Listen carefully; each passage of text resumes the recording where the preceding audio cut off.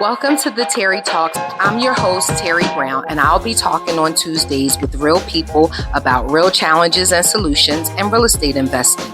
Good evening.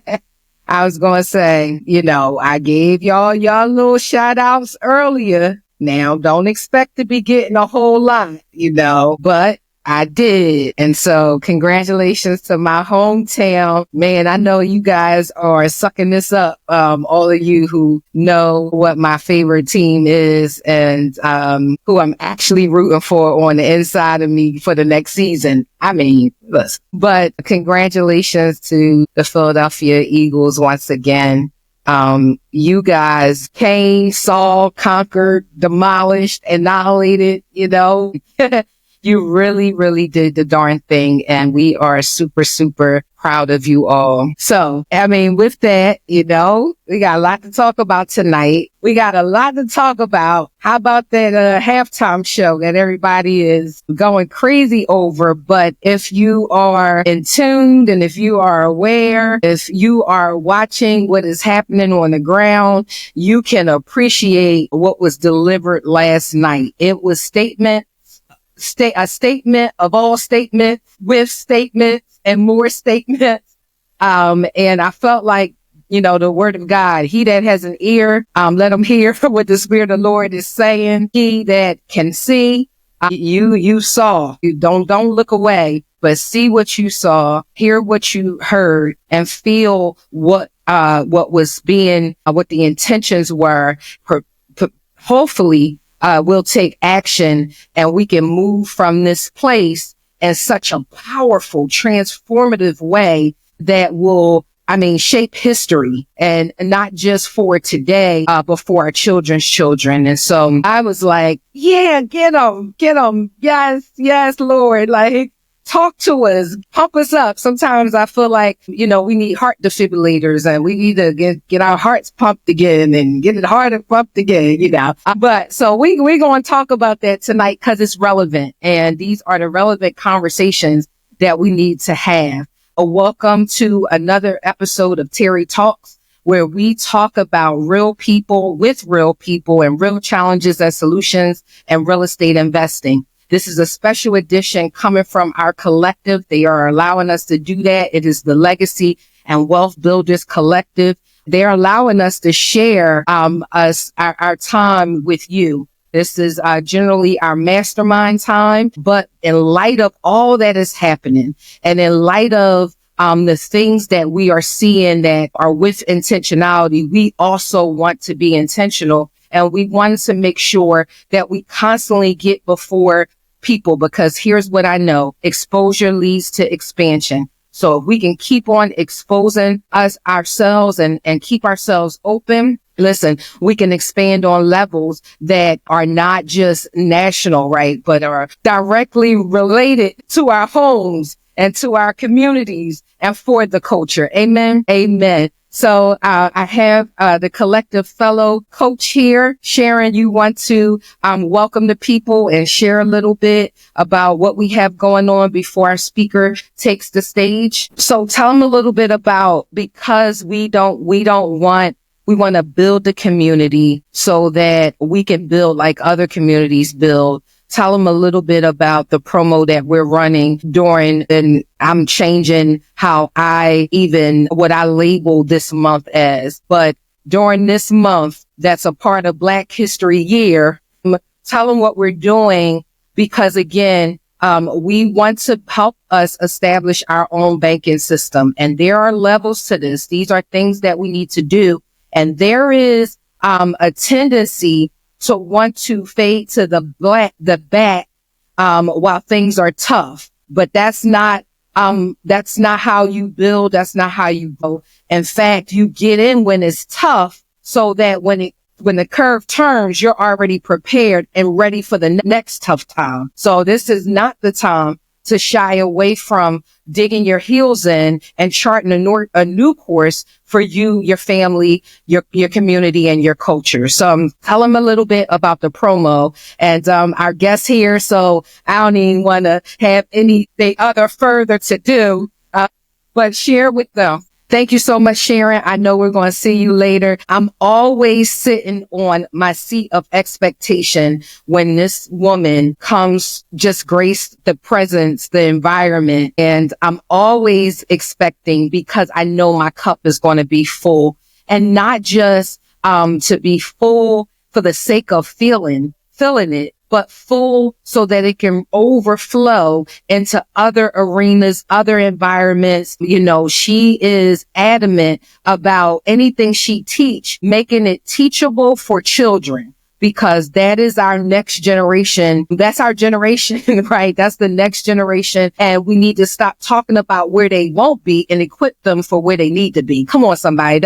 That's a whole word. So before she gets started, because once she dig her heels in, your head is going to be like this, like you had a tennis match. So what I'm going to tell you now, go get your pen, go get your paper, prep your heart, prep your mind, because here's what the Bible says: as a man thinketh, so is he. And I like to say, as the mind goes, the man goes. You can't go if your mind is not renewed and not shaped. And there's some conditioning that needs to happen. So I'm giving you an opportunity to go get your mind right before she dives in.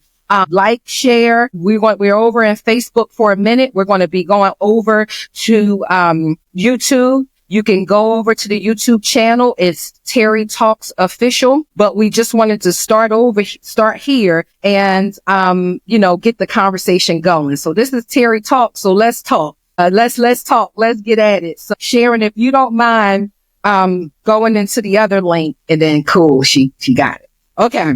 All right. Mrs. I just need you to know this is real raw. Okay.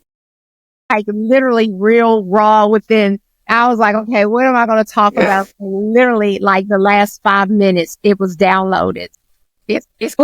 Listen, those are always the best. And here's the thing, right? You don't have to get ready because you stay ready. Yeah. And, and that's a principle, y'all. That's key important, right? Right now people are panicking because they haven't prepared. And so we want to shift us to being prepared. The title of this is The State of Us, Politics, Economics, but the Power to Change Conditions on the Ground.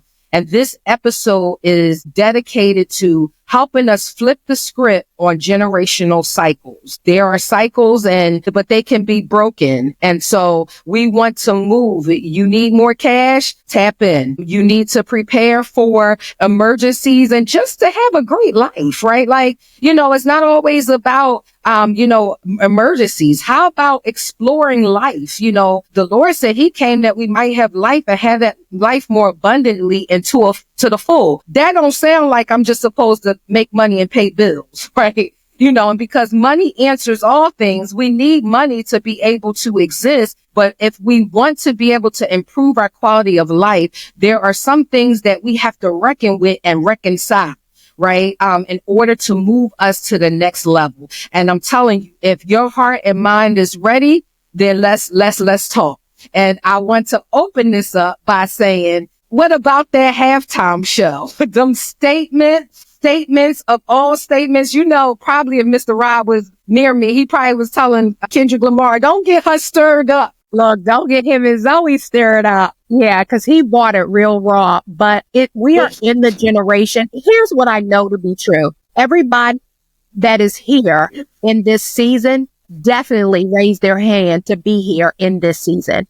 And whether we know it or not, we are here to usher in a totally different earth. But in order for us to do that, like you mentioned, being prepared. And so when I think about it, you can't prepare when you don't know the roadmap. And so if you don't know the roadmap, you got to at least know, okay, where am I?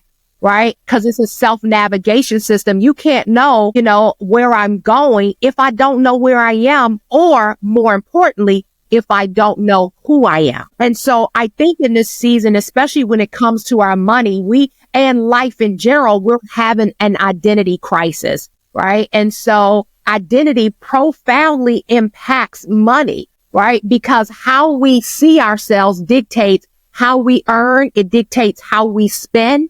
It dictates how we save. It dictates how we invest our money. And so identity isn't just about your personal characteristics, right? And so it's about my beliefs. It's about my values. It's about my upbringing. It's about my subconsciousness, right? Programming that really shapes financial behavior, right? And so we got to know what is our identity. And if looking at identity, if I had to put, an order or numbers to it, number one would really be self-worth dictates your net worth. How do I feel about myself? I remember years ago when I first started with my very first money coach, it's almost 30 years ago now. One of the things that, she said to me when she asked me, what is your net worth? I was like, I don't know what that is. What is she talking about? Right?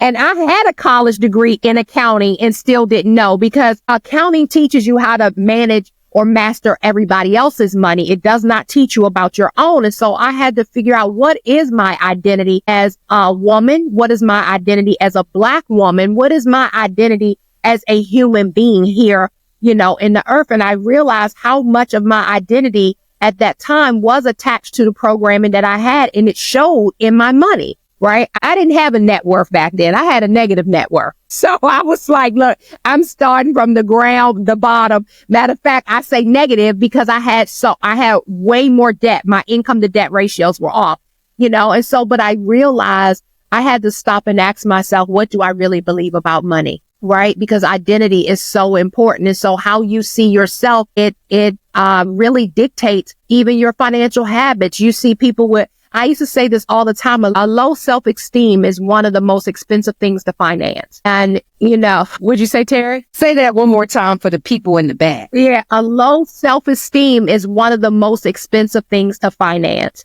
When you don't know who you are, you're pretending you drive cars you really can't afford to repair. So you calling Tyrone to come to your house, your car, instead of taking it to the dealership, or you may buy too much house and you can't afford to do anything around the house. And so I write about a lot of this in my book. Born to Multiply, so much of how we deal with money, how we think about money, what our habits are, our identity is still rooted and grounded to an enslaved people. Okay. All right. We can't skate over that, right? Because in this season, this is your heart, and I guess I can say I'm from your financial loins, right?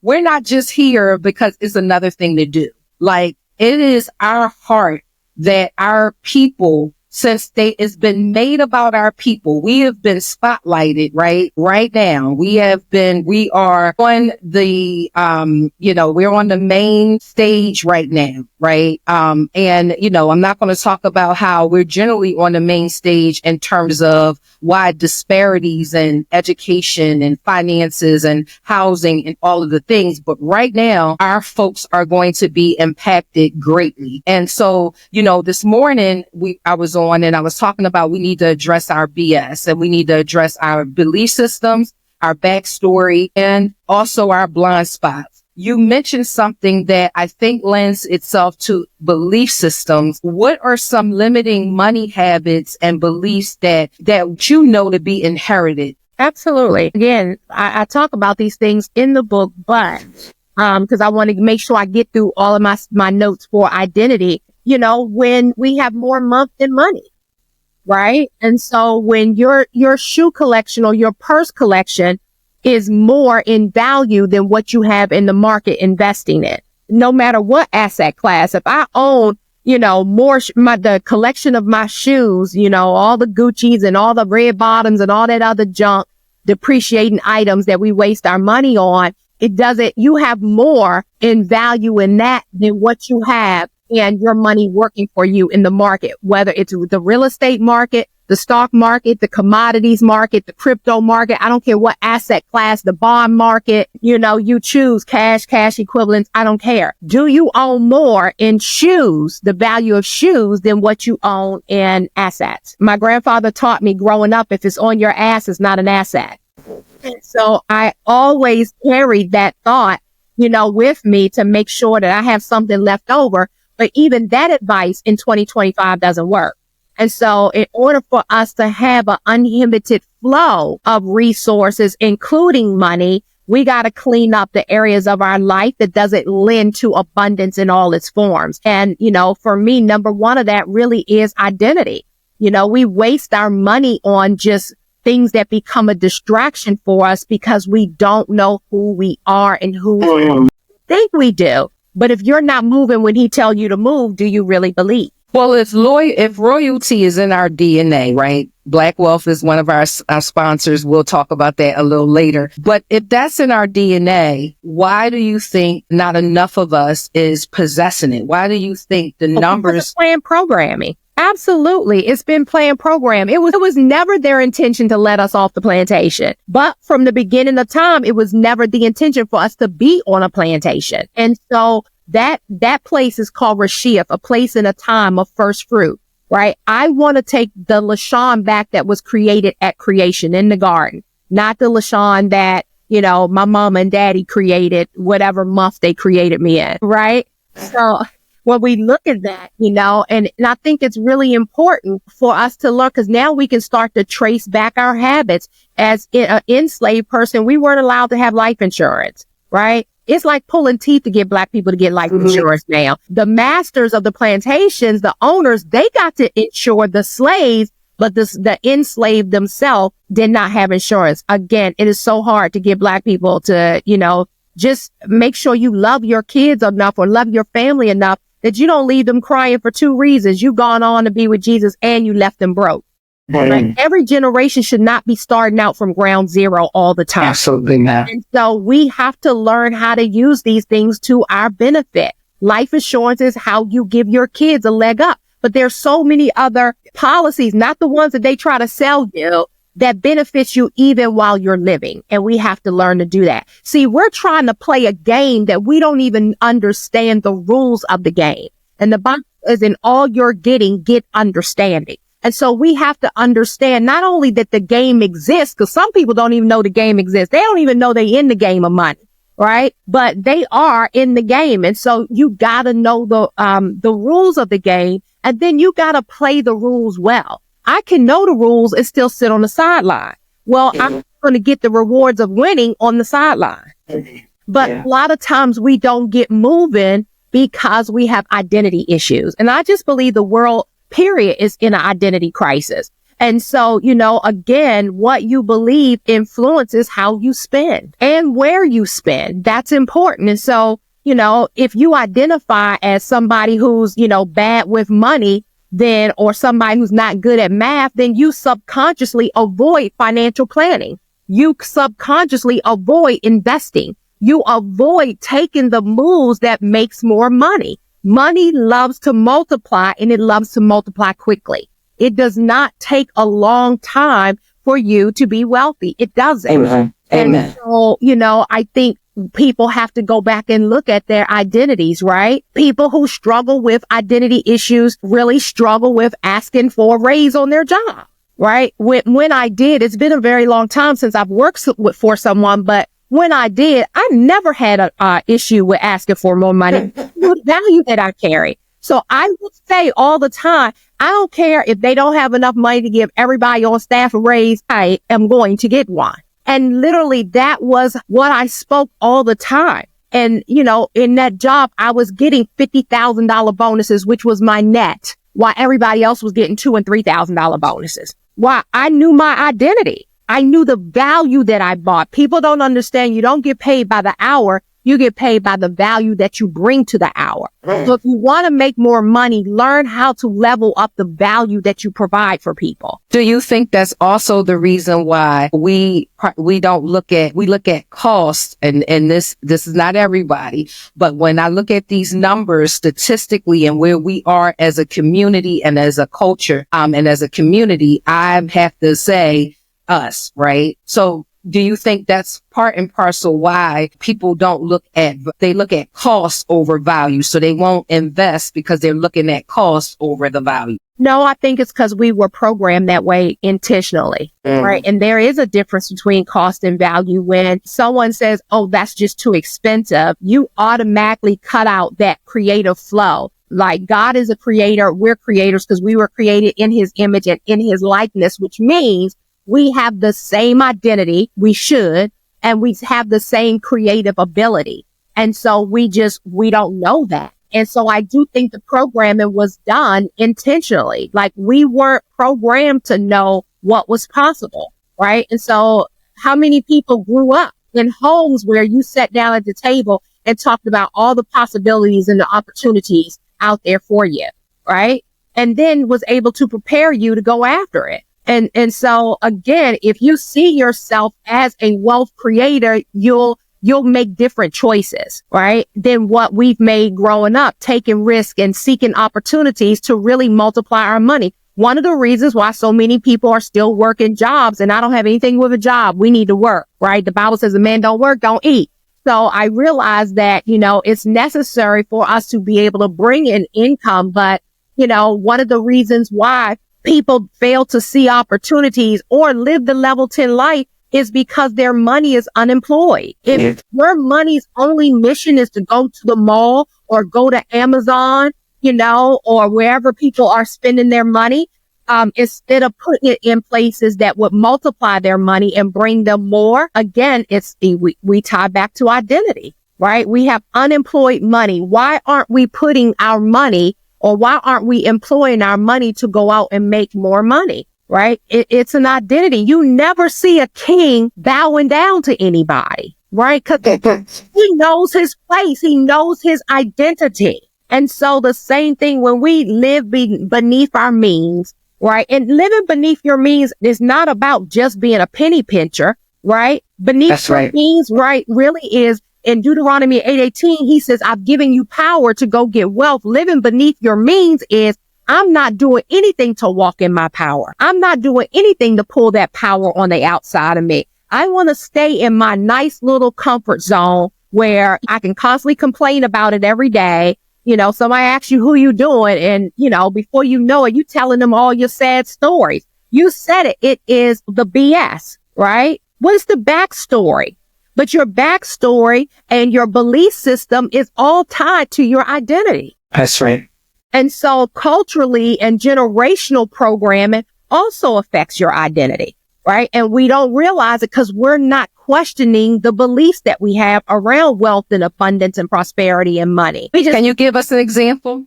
Yeah, culturally, generationally, we deal with it. If your parents were play it safer, chances are you're going to be you're going to play it safe all the time. Why? Because that's your programming. Science has even proven by the time we are 7, the things that you have seen about money growing up shapes, your belief system, the things that you heard about money and what you experienced by the age of 7. So if you grew up in a household where all they talked about was going to get a good government job, so you can work 30 years, get a pen and retire, like that ain't appealing to me. I don't want to work 30 years for nobody, right? Not sustainable. And so I just think that generationally, whereas they may have taught you, you just look at the transition, go to college, get a good job. College does not determine whether you live a financially secure life. I know people right now today with PhDs that are stocking shelves at CVS, right? And so generationally, that's what we were taught. And so even in this season, this new season that we are in, one of the problems a big problem that people are having is because they don't recognize that we have shifted into a different dimension than where we were. And they're still trying to make money the old way, and it is not working. It's one of the reasons why it's not enough. Because you have been upgraded to a different system, but you're trying to hold on a tether to an old system that doesn't work inside of the new system.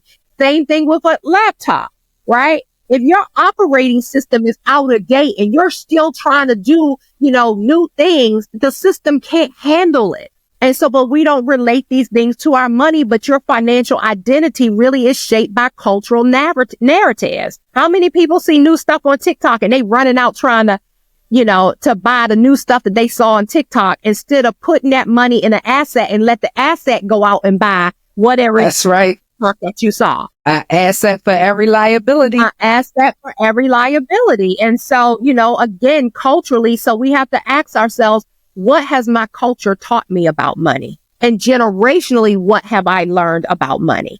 And so real quick, as you're going through that list, how can one raise their, I'm going to use the term frequency, because it takes a certain vibration to get to even conceptually embrace what it is you're you can't even get on a higher vibration, Terry, until you deal with these issues.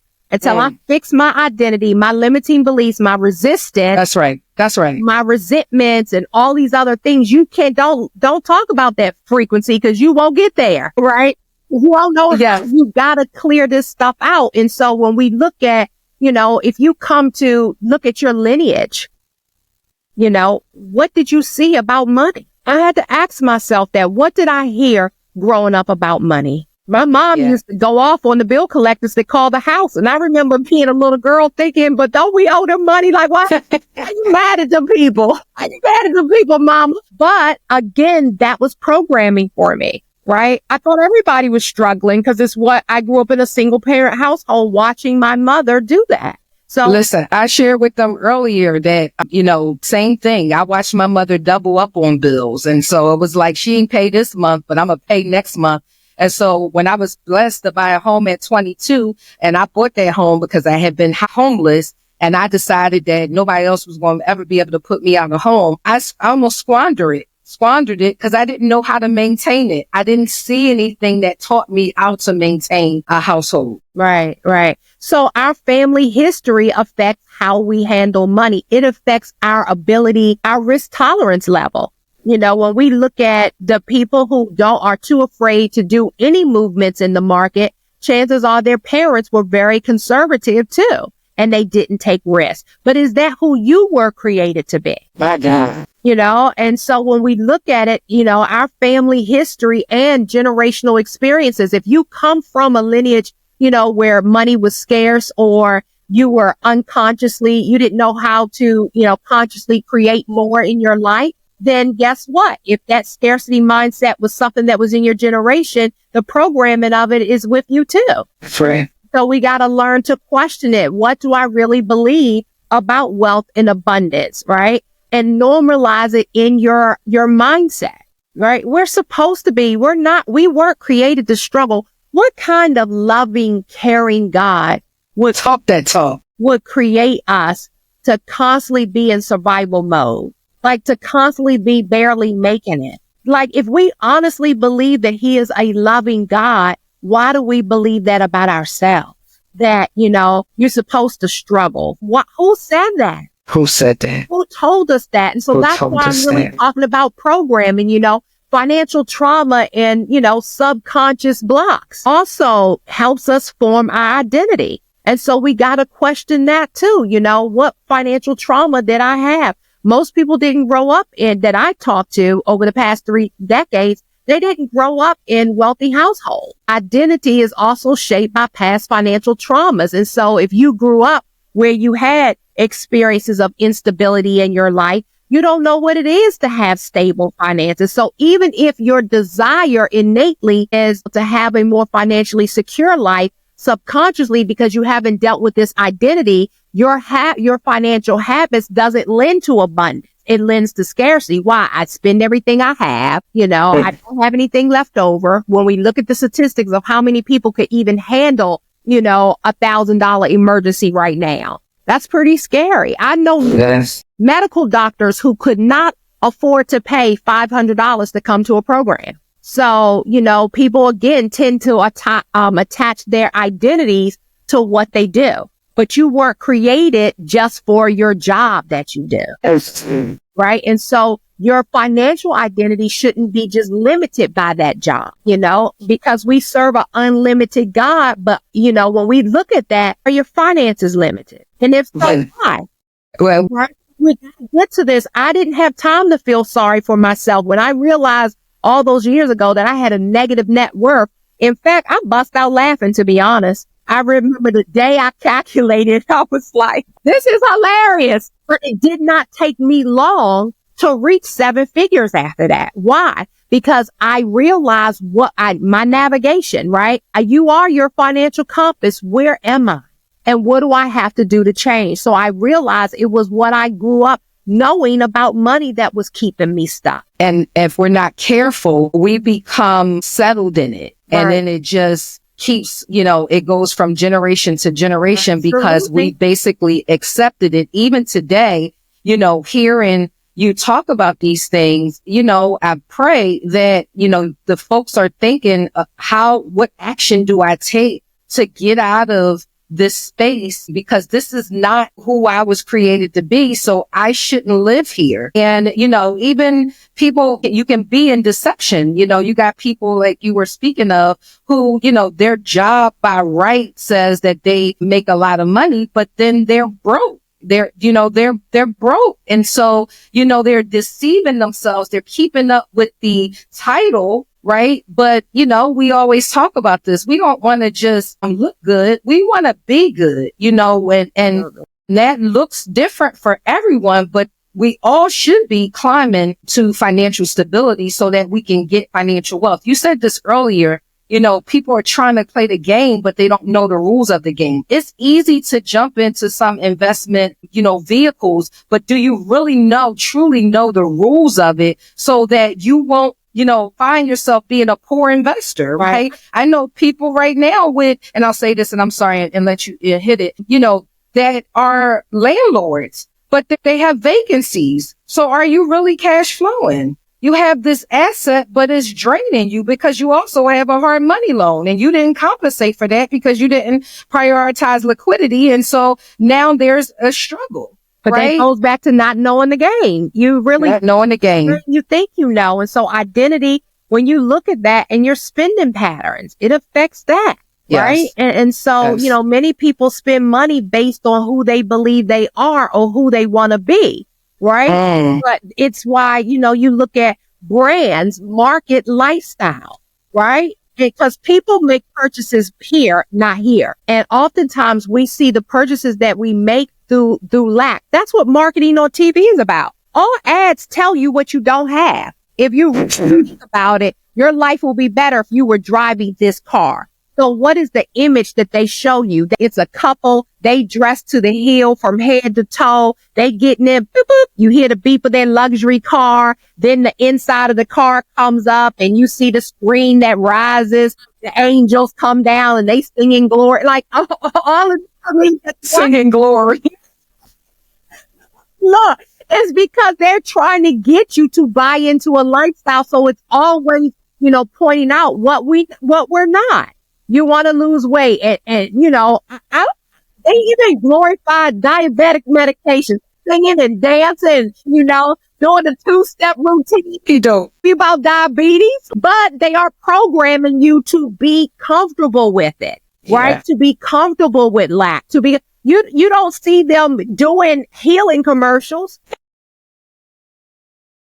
Things that make you go, Right.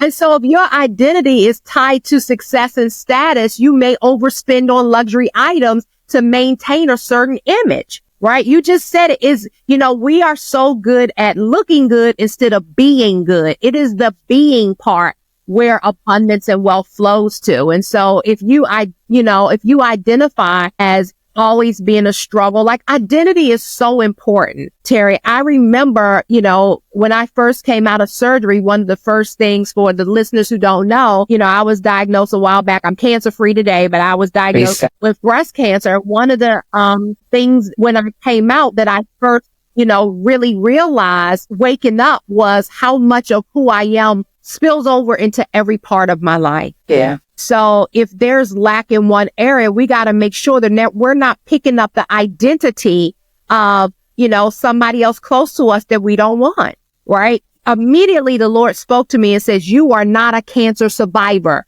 Do not on that identity. You are a cancer overcomer. Someone who is attacked by an enemy and they rise up and they strike the enemy and they kill the enemy and they become the victor. Right. Yes. And being called a survivor, I don't care if it's, surviving something financially or whatever, being called a survivor diminishes who God has called us to be. It puts you in a place of victimhood instead of being a victor. Right. And so we have to be very careful again with our identities in this season. Who are you? Just because the world may be going through a recession doesn't mean you have to. That's right. We don't participate. We don't get an agreement with that. We are called to change recessions, not participate in recession, right? I can't help change the recession if I don't know who I am. And so that's just really important. So the shift from a lot of times we carry on this survival mantle, and it's not a mantle that we were meant to carry. Like, give it back to the sender. Well, right? Give me the mantle for abundance. And so identity shift really do require you to move from financial struggle, to financial mastery, financial survival to financial mastery. And you only get to masteries when you learn the rules of the game, and then you play the game well, right? Play the game well. You may know the rules, but you never get in the game, right? God doesn't need to give you step 5, 6, and 7 if you haven't done step 1, 2, and 3. It'll be a waste. You ain't doing what you have. And we talked about this last week. He called that servant evil and wicked. Evil and wicked, and sent them to outer darkness is what he did. If you find with this wicked darkness, then more power to you, right? But go ahead. I'm sorry. No, I was like, but that's not mean. It doesn't have to be you. And so when we look at identity, and all you have to do is look at your financial blueprint to really determine what do you really believe. Okay. So tell us just, 1, 2, 3, and then we're going to take a break for our sponsor. We have to recognize our sponsor for today. And then we're going to shift from consumerism to ownership. But what would be just a few things, 1 or 2 things that someone could help build their blueprint, or what should they be looking for in order for them to go to mastery? Yeah. One of the first things that I would tell people to do all the time is you have to sit down and know what your current financial blueprint is. And so you got to ask yourself, growing up, what did I see about money growing up? Right. And then you write down everything that you saw growing up from your caregivers, the people that influence you the most. Right. And so you look at, okay, once I write down, what did I see? What did I hear next about money? For me, it was always, what you think money grow on trees? I hated that statement because actually it does. But I got a black mama, so I for sure, I have all my teeth today because I chose what to say and what not to say. But looking at what did you see? What did you hear? What did you experience? And when I looked at all the things that I wrote down, they were all anti-abundant, right? It wasn't things that would lead me to the path that I needed to be on. And so I had to make a new decision. I'm not going to live my life in scarcity and lack, right? Abundance flows to me unhindered and freely. And so I had to start telling myself a different story, right? And telling it often enough until where I started to believe the story. And once I started to believe the story, when you believe something different, you think something different. When you think something different, you feel something different. When you feel something different, you act differently. And based off of the acts that you take will get you the results that you want or you don't want. And so we always go, if your money is funny, you got to go back to your believer first. And so oftentimes, especially, today's money mentors or whatever people call themselves, they start at the wrong starting point. And so people get discouraged when they don't see movement. And the Bible says, when you defer something, what happens? It makes your heart sick. Right. So people lose hope. They don't want to try anymore. That I did that. That didn't work. What happens if the timing was wrong or you didn't have, all of the instructions to the game? And so we have to look at that, and that's important, is knowing where is your financial compass now? And then you are your own financial thermostat. Are you even willing to move the temperature, right? I don't change the temperature in a room by going outside doing something. I got to go to the thermostat in the room to change the temperature. So it's not the outside forces that's going to help you win this game of money. It's what's in here. But the problem is we don't know what's in here, right? It's an identity issue. And so I would say, where is your financial set point, right? Where's your thermostat right now? What's your beliefs? What do you truly, honestly believe about money? Do you even believe it's possible for wealth? Who are you? Do you really know? Do you really know? That's a great call to action. And I thought about what you just said and the scripture that says it's not what's outside that defiles a man, but it's what's inside that defiles a man. And even if you think that you like, I'm good. I'm not struggling, but why settle for good when better and best is available, right? Especially for the lifestyles that we want. We want these lifestyles, but what we have, what we actually possess are not on par with those lifestyles. And I don't believe that there's nothing wrong with desiring those lifestyles. I mean, you said it earlier. We serve a God that creates, and we are to co-create. And so, things that we don't even see, right, we can create and bring to life, right? And because the Bible tells us that money answers all things, it's okay. In fact, he wants us. There's no way he's going to say something like he gives us the power to get wealth. If it wasn't attainable, then why is this big old God, this endless God giving me all of this power? Like, that wouldn't make sense. I want, us to just remember that. And I want you to think about that as you're doing this work, and looking and assessing some things in your life as our coach gave us today. Think about that. It's not what's outside. And so it's not,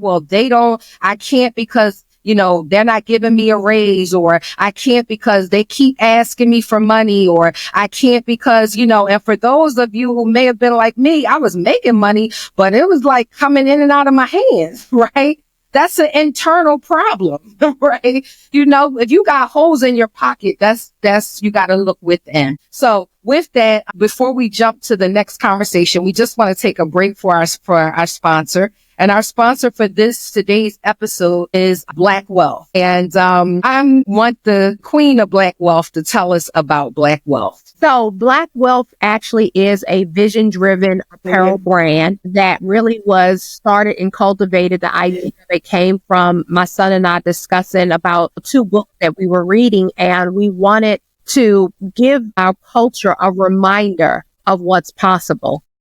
And so it is possible. A lot of times I've had people say, well, I'm not sure if I want to buy the shirt because I feel like a hypocrite because I'm not wealthy, but it was something that you can put in your eye gate. That's really the premise behind Black Wealth. We wanted to put possibilities inside of there as a reminder, their eye gate, to see, okay, that is possible for me. It's who we are. It's not just about money. Wealth is more than money. It's about relationships. Right? It's about legacies. People think, I hear this often, I want to leave a legacy. No, you don't. Right? Because if you wanted to really leave a legacy, you would be moving. You would be doing something. Legacy has nothing to do with I'm leaving behind money. Right? Legacy is, we look at Martin Luther King Jr. He left a legacy. Why? Because impact. We look at Malcolm X, or we look at Fred, or we look at Medgar Evers, anybody in history that we're still talking about today, Mother Teresa. It was because she had impact. Impact is legacy. That's right. But if you make enough impact, we get to have income too. But income is not legacy. Impact is legacy. And so that's really what Black Wealth is. It's a reminder of what is possible for us in our culture. It's about having rich health. Right? Because health really is the truth. That's right. If you have all the money in the world and you don't have your health, it means nothing. Yeah, because how are you spending it? How are you enjoying the fruits of your labor? You aren't. And this is a statement apparel for me. It is who I am. It's what I will attain and what I am attaining or have already attained. And this is what, I will continue to promote, because I think it also helps us walk into an identity that was already established for us, right? And to your point, exposure leads to expansion. And so I thank you all for being our sponsors today. And we put the link in the chat. So you should go over, listen, let's wear it. Let's be it. Let's celebrate it. Especially in this season, because whether people want to admit it or not, we are under attack. We are. What the new changes that are going on is to financially cripple us. It is. And so however you choose to fight back, whatever energy source you need, tap into that. And, for me, Black Wealth is that, knowing who I am, where I came from, and what's possible for me. It does give me not only the motivation, but it allows me to be committed to this cause. Yeah. And it's you walk with a sense of pride. I mean, this is my uniform. And this season, there's just some things that I'm leaning into in this season. And if there are things that come into the environment that don't promote it or don't enhance it for me, it's just not serving me. I gotta go, right? But I know I walk in spaces and I feel like the sky is the limit. It is constantly sending a signal to my brain that this is who you are. This is what you deserve. This is what's available to you. And it's not just a one-time thing. This is legacy. Absolutely. It is legacy. So just impact. They asked if the link could be dropped in the chat. Because they are our sponsors today, they're giving us 10% off if you use the link that is up in this chat. But go, and let's, rear it with pride. I was so proud to see that what occurred at the halftime show yesterday, because that was more about y'all. Like, this is a clarion call. And for me, I don't know what his religious beliefs are, but I believe that he was discerning the times and he knew exactly what to do. And it's so unfortunate that, some of us as believers, we're not discerning the times. And to your point, nothing just happens. Faith without works is dead. We have to get moving, whatever that looks like for you. And you want to get in communities that can help gird you up and build you up. So if you're like, I don't have a starting point. Okay, here's the great part about it. There's nothing new under the sun, right? You don't have to reinvent the wheel. You have evidence. One of the things, I was trying to get you to talk about liberated soul, because we got a link for that. And because it's important, there's no way you can really walk in the liberty and freedom, financial freedom and independence, passive and residual income, legacy and generational wealth, if we're not dealing with matters of the heart and the soul. Right. And so, I'm going to talk about that forever, right? That you have to really, I know for a fact I've seen increase in my life exponentially because of the work that, I have positioned myself to do. Right. And constantly do.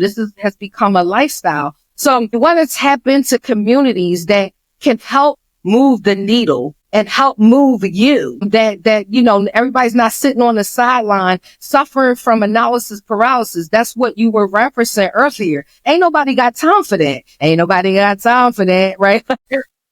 We gotta move. Go ahead. You want to weigh in? Yeah, no, we do. We have to move. And so, you asked me a question of what are some of the things that they can do. And one of the things is really to identify your current money identity. Right. And so I think it's important I don't want to use the word transformational because it's so overused right now. I believe in transcendence because I believe that's what God is calling us to do. The Bible says from glory to glory. And so for us, before transcendence can happen or transformation can happen, you got to recognize what's currently shaping your identity. Right. Is it culture? Is it past bad programming? And then what beliefs about money did you inherit from your family that's not necessarily true?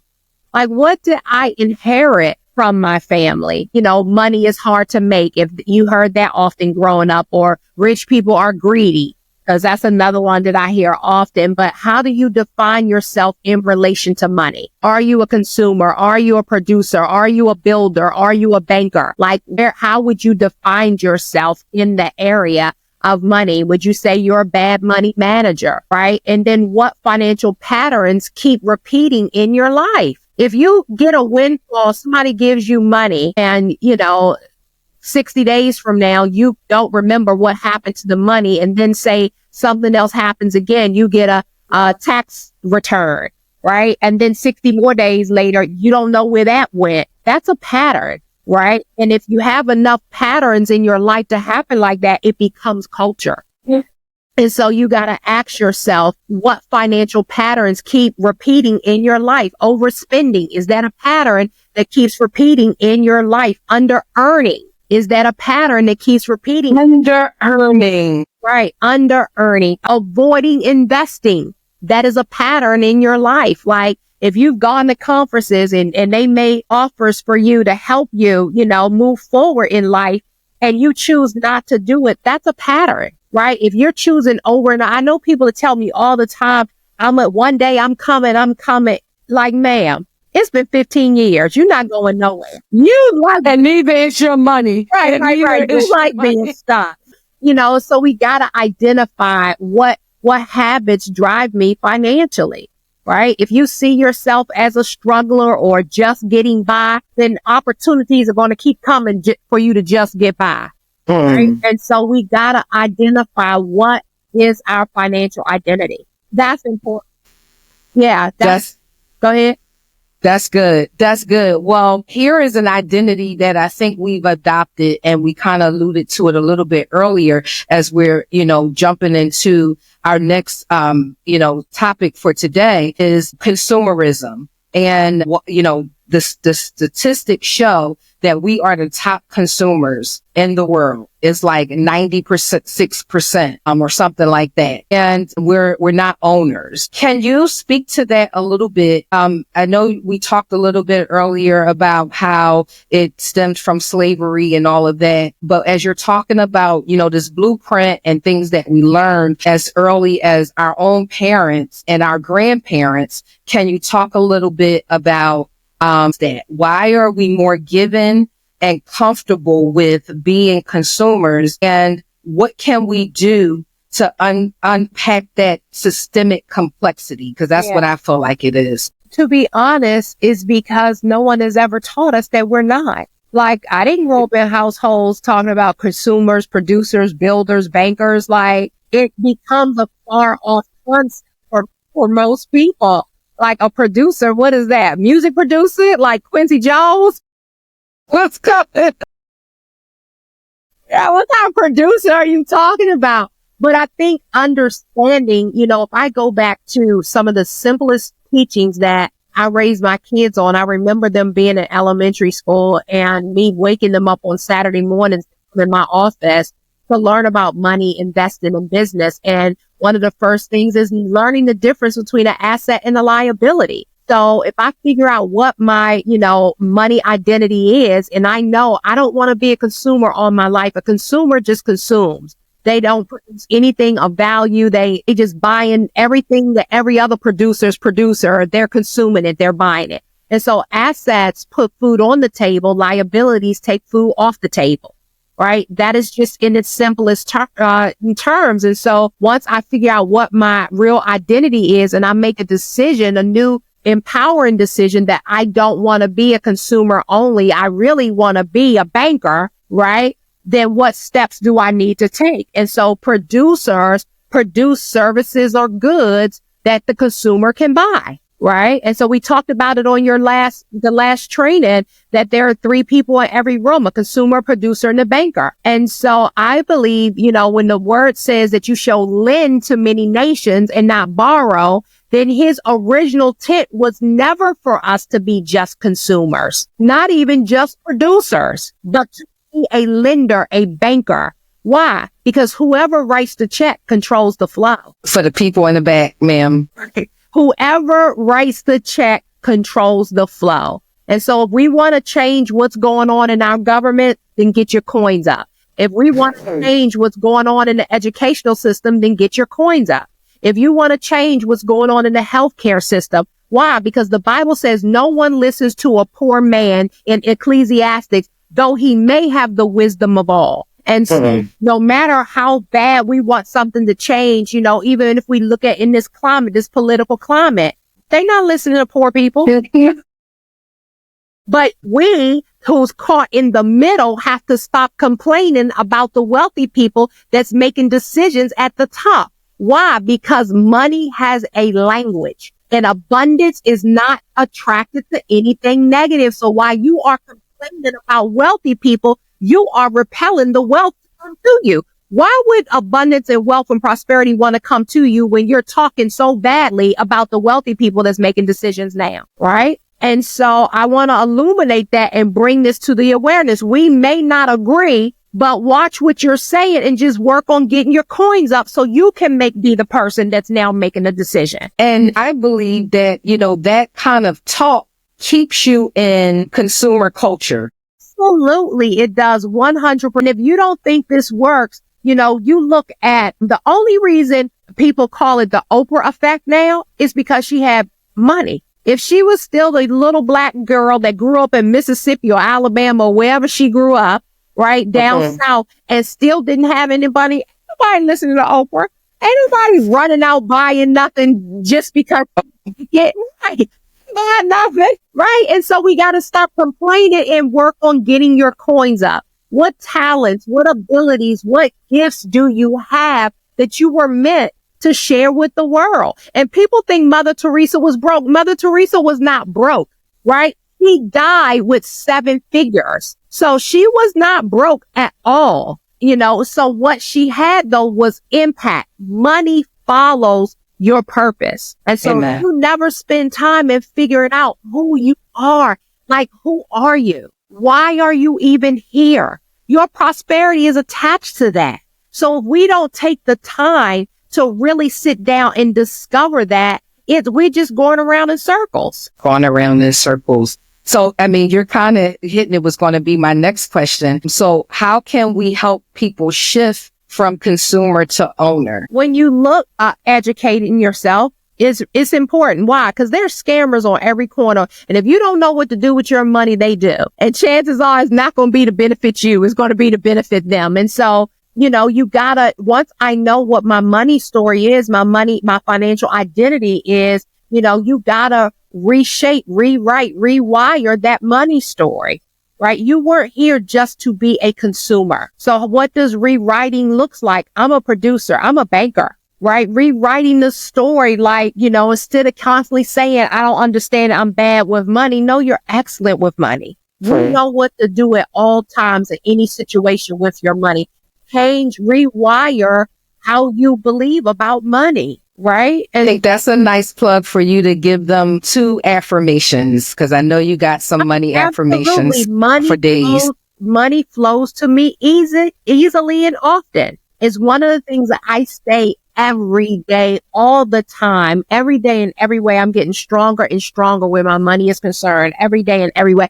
I ride my bike and I repeat that to myself. Every day in every way, I'm getting stronger and stronger with my money. Every day in every way, money follows me. Make a beat out of it. I see people online. Money comes to me easy. Money comes to me often. And I'm like, and they be getting down in it too. Why? Now you on the treadmill. Money comes to me easy. Money comes to me often. Money comes to me easy. Then you can even put some little shoulder in it. Money comes Absolutely. I'm brushing my teeth and I'm getting but we gotta put it in our affirmations, even, once we make new empowering decisions. How often are you getting it in your eye gate? How often are you getting it in your ear gate? I don't care if you have to record that affirmation on your phone and play it all the time to yourself. Money comes to me easy. Money comes to me. Money comes to me. Money comes to me easy. Money comes to me often. Nigga say, what you get out of tonight? Nigga be like, money comes to me easy. Money comes to me often. Like, let's go. But again, and then expand your money zones, right? And so start putting something different in your eye gate. Start putting something different in your ear gate. Listening to podcasts that will help you up level, your financial blueprint. And so it's getting in environments like this, it's reading, it's listening to podcasts, it's asking questions, right? So oftentimes we don't get what we want because we don't know what we want. Get clear on what kind of life do you really want? My God. What does it look like? Abundance has a scent to it. What does it smell like? When you go into luxury hotels, you notice they all have a scent to them. You go into the La Quinta Inn, you say, I need to stop calling them out. And then you're just bringing us all the smoke, like, and so money has a feel to it. Do you even know what it feels like? So we say we want it, but we don't create the space. We don't create the capacity to really learn it. What does it look like to have money love you? What does it look like to have money love you? What does it feel like? And take time, really meditating and feel it. What does it feel like to have no financial worries whatsoever? My God. My God. What does that feel like? What would you do the day that hit you? You reached your financial goal. What does that feel like? And so we don't create the space in our lives to really meditate on this, to think about this, right? We spend so much time putting a life that we don't want in our eye gate that we negate the dream to fill our eye gate up with the things that we really do want. Wealthy people eat differently. So what are some of the foods? They not sitting up giving their kids now and laters and Baby Ruth, feeding them rats on a stick with them corn dogs. And I'm laughing, y'all. My kids, they were the minorities at their school. And I found out my daughter in the 3rd grade was going to school, giving all them country club kids ho-hos and, oh my God, sent her back. She was grading her food for the sushi and, the veggie rolls. Country club moms find out what you giving their kids, they gonna come after me with grabbers. That long Bows and arrows. right. But all around, if this is what your plan is, then how do they eat? They're very health conscious about what they put in their body, what they put on their body, how they treat their bodies, right? They're not just clogging up their arteries with Vaseline. Listen, we're laughing, but this is like the brutal, honest, hard truth about. And I'm not anti-Black, I promise you. Listen, People, but they don't understand about how much of the cultural programming that we have had, how it holds us back. Because whether you know it or not, what you eat affects your mood. It affects your feelings. It affects, your thinking. It affects your dreaming, your ability to dream. Half of you can't dream because you're eating too many Twinkies. You're eating all this food. You eating all this food that's calcified, your glands that help you dream. And then you're like, well, I don't have a dream.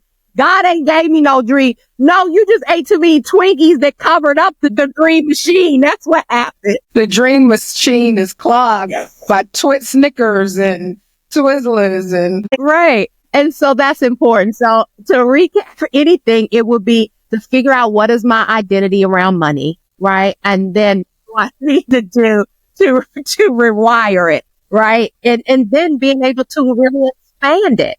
How do I expand what I really believe about money? Right? Yeah. I said you had to buy anything, but go into stores that wealthy people shop at and walk around and look. Yeah. And so we want to, another thing that you mentioned earlier was about, okay, you're a 9-to-5er, that's where you are. But we talked about this last time. One income is too close to none. And so you want to position yourself to have several streams of income just in case. I was thinking about a few things with this consumer and owner thing. Consumer has to take whatever somebody gives them, right? Like we are consuming things, but really they're saying, here's what I think you should have, right? Versus you being in a place of ownership and you can create what you actually want. We have gifts and talents. The Bible tells us to put them to the exchange, and we're able to multiply. Some people don't kind of conceptualize that, but we're supposed to have everything we need pertaining to life and godliness. Where's that going to come from? That comes from the system of exchange between us as human beings. And we get to monetize off of that, right? We get to increase our income on that. So, share a little bit about how, what are some things that we can do to move? And I get it. Everybody may not be a business owner, or be able to run a business, but I do believe everyone should own a business, right? And I don't care what it is. We make that so hard. Like we have a client now who, is a business owner. He had money set aside. And so we had another client who was looking to scale and expand and was looking for investors.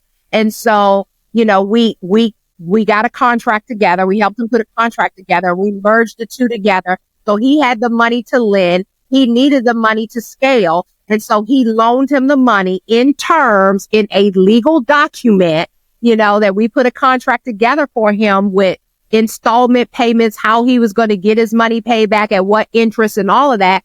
And so literally over a 90-day period, he was able to make 40% on his money and he didn't do anything for it, right? Then He hit one button to transfer the money to the man, right? And then that was it. And so did he have to deal with branding and marketing and client enrollment? And he didn't have to do any of that, right? And so, but did he multiply his money? Yes, he did. He he you did. don't necessarily have to run a business to be able to invest your money and multiply your money. There are plenty of ways out here for me to do it, right? I just have to find out what is the way that I enjoy the most. Amen. And what does that look like for you, for your family, based on your financial goals? So we've created a community called The Collective, which will help, encourage, support, and promote business ownership so that we can have something in the till, so that we can invest, pool our resources together and be able to invest in, roads and all of the things. I love the fact that, we're now shifting from just residential and commercial, but we're shifting to, roads. And so when we talk about legacy, how about your children to be like, that's the road my mother created. That's the road I go to the road that's named after my ancestors all the time and I ground there. One, because the owners don't know it. I'm taking it back. I know that's right. Come through with the come through. I feel like they stole that land from my ancestors because they sold, my ancestors sold it at such a dirt cheap price. I'm taking it back. That's right. So they may think, oh, she's so cute. She walking around. No, I am walking and I am declaring that this land is going to get back into my possession. Listen, the Lord told Joshua, wherever the soles of your feet should tread upon, that's the land you shall possess. So I am getting in agreement and alignment with you that when you go, because your feet, the soles of your feet have touched that's coming back to your house. Absolutely. The name is still, my family's name is still, Marshall's Corner. The same corner that my great-great-grandfather named. And so I just needed to come back to the hands of a Marshall.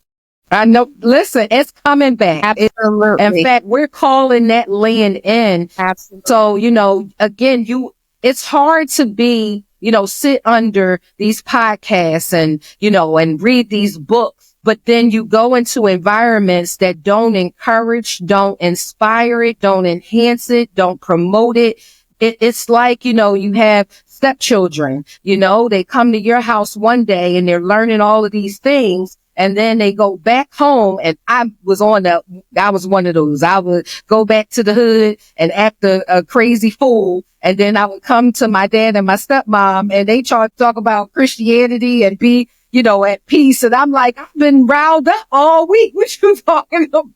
Like, how do you go peace? No, all I know is chaos, confusion. Get out of here, right? And so that's why it's important in this season to also, lean into communities. That's why Hannah mentioned, the Liberated Soul Collective. And now we have the Legacy and Wealth Builders Collective for you to actually start putting your money in motion or start learning how to get to a position to put your money in motion, right? And then two are better than one. And so if you do fall, right, you have someone there to pick you up. And the fall is not as intense. And so I'm just sharing that because, again, nothing just happens. You have to be able to position yourself in this season to get the things that you want. And as she mentioned, what is it that you want? People always, come to me for real estate investing, and I love it. That's my sweet spot. I can do it with my eyes closed, but they get kind of put off when I'm asking, well, what are your financial goals? Because here's the thing, and you mentioned it earlier, your money need a job. It needs to, and we're answering something. So if you are, want to invest, right? How do you know if you're hitting your marks? How do you know, what you should be going after?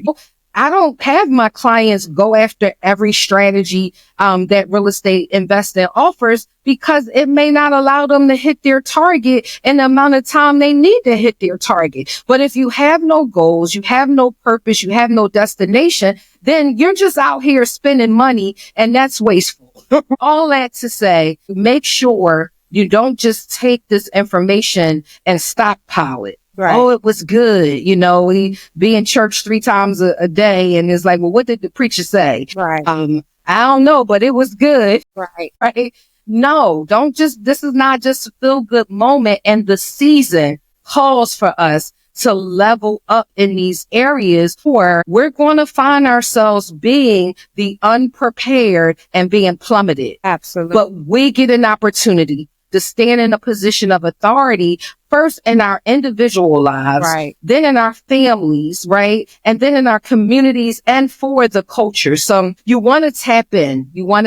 So with that, Coach, is there anything that you want to leave the good folks with? Anything that you missed in your notes that you definitely want to make sure that they have before we get out of here tonight? I do. I wanted to talk about how important it is to practice what I call abundance behaviors, right? Mm-hmm. Practice it out in the story I have with this. I'll never forget. My kids were up for an award when they had their business, and we were at an event. It was at a 5-star hotel. The event was put on by Ernst & Young, and one of the young men that was sitting at the table with us didn't even know how to eat. It was a full setting. He didn't even know which fork to pick up. They had 3 forks. He's like, I don't know. He whispered in my ear, which fork do I use? So I told him, because you talked about preparation, I had already taught my kids, when you go out to fine dining, this is, you use the fork that's closest to the inside of the plate and work your way out. And I had taught them that. So I told the young man, don't worry, just follow my son next to you. And he was able to do it. That's how powerful being inside of communities are. You get to practice abundant behaviors. And so that's very important. If you're planning to be in, a certain wealth status or whatever, know how they operate, right? And so, because if you get in those environments and you mess up, you won't get invited back. I've seen it happen before. I would tell this story, but I'm not. I'll save that next time, another time. But, practice abundance behaviors. And if you don't know what that look like, Google it. You Google everything else, so I can start, because it's not learning. Terry, stop laughing. It's not learning for learning's sake. It's how can I apply this to my life? Yes. So it's important, not just that you find out about, oh yeah, I heard that before, but no, did you apply it to your life? Yep. And so I think these steps are very, very important, for us to take. You got to align your actions, what it is that you say you want. You got to align. Yeah. I mean, it's so disheartening to hear just, some of the things that are happening on the national stage, and some of the things that they are destroying and dismantling. And, it makes my heart sad to hear that, some people won't have jobs, and that as a result of them not having that job, it's going to affect how they eat, where they live. It's just. But can I give you another option? Mm-hmm. That's what we talk about. So that may be true, but let's focus on what we want to create. If we want to exactly a business that employs the people that are losing their jobs to get promotions. So that's where I was going. Know of what's happening, but how can we shift or add our part to this collective of what's going on to make it better? So we can't always look at change as being detrimental, because this is going to happen whether we like it or not, right? Yes. And so it may not be a bad thing. What happens if after these next several years, something amazing was created during this time? It's opportunity. It's an opportunity. And so that's really what I think we should focus on, not on all the negative stuff, because that's just a distraction.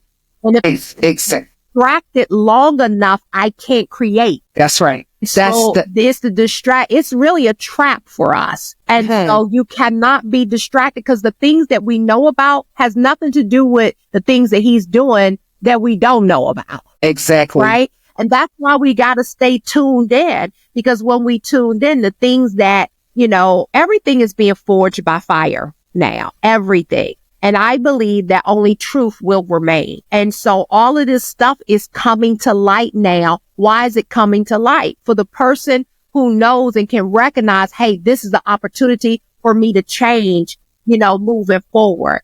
And so what are you really adding to the collective? Are you reinforcing everything that's going on by constantly talking about it? Or are you getting together with your tribe and you're like, hey, let's create the world that we really want to be in? Right. And that's where I was going. I was going with, while I initially felt that, I thought, no, this is an opportunity to prosper, right? And to create opportunities, to see an opportunity to create opportunities. So all of those folks that may be unemployed, what do you have available? What role position can you create or need in your business where you're the net for them? Yeah. Right. And then we elevate. Or teach them how to go get their own net, right? This has so many opportunities in this season, but again, you have to raise your head high enough to see the opportunity. And so, and take on, something may happen that we deem to be negative to us, but if at all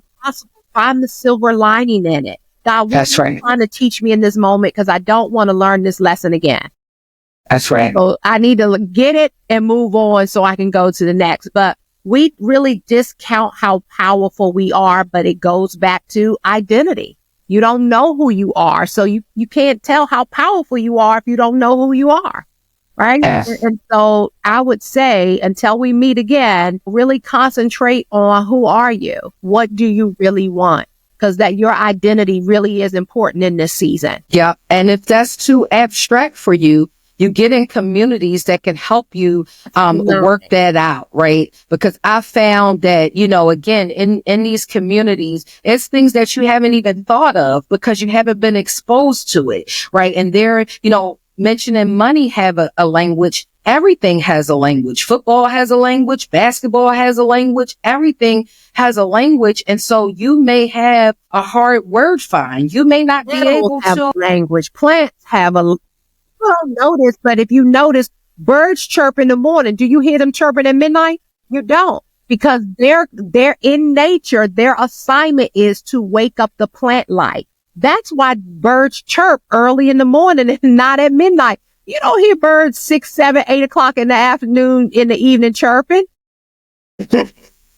They sleep. Life has done what it was supposed to do for that day. And they going off somewhere minding their own business until their next assignment the next morning. And That's right. We are the only ones. We were created, to dominate nature, but we don't focus on, hey, how does nature operate? Because they operate without chaos, right? Mm-hmm. And the chaos that we see with nature now is because we've messed it up. And they're like, we tired of you burning down our forest.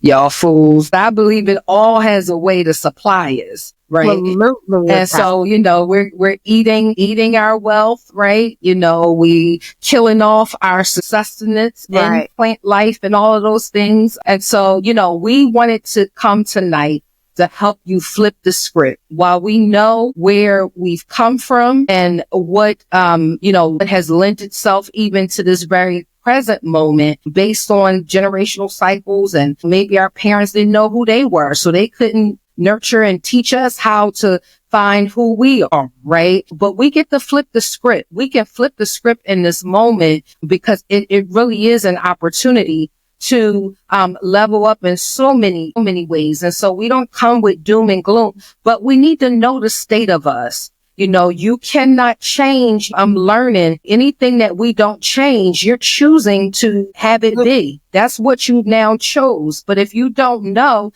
you can't change it. And so we want to make sure you're in a position to change it by understanding what's at play. You might be thinking to yourself, like, be trying to, every time I go to try to do something or make a move, or I try to go invest, something is always pulling me back, or something is always happening, right? That doesn't allow me to get to it. Well, all what we went through today and what was shared today was to help bring that to light so you can understand what's happening, and then you can move from that place. Right. We have the power to change the conditions on the ground. I believe we are the most resilient and resourceful people on this earth, but we have to keep our heads high enough, as our coach tell us. We have to be able to see opportunities. We have to watch as well as pray, right?